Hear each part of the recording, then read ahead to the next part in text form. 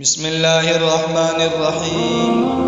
سامعین محترم، اللہ جل جلالہ نے جب حضرت آدم علیہ السلام کو پیدا فرما دیا تو سب سے پہلے کس کے پاس بھیجا تھا؟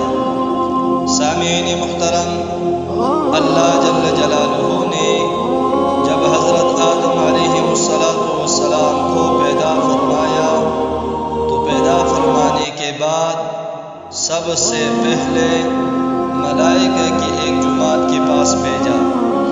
حضرت آدم علیہ السلام نے ان کو سلام کیا، السلام علیکم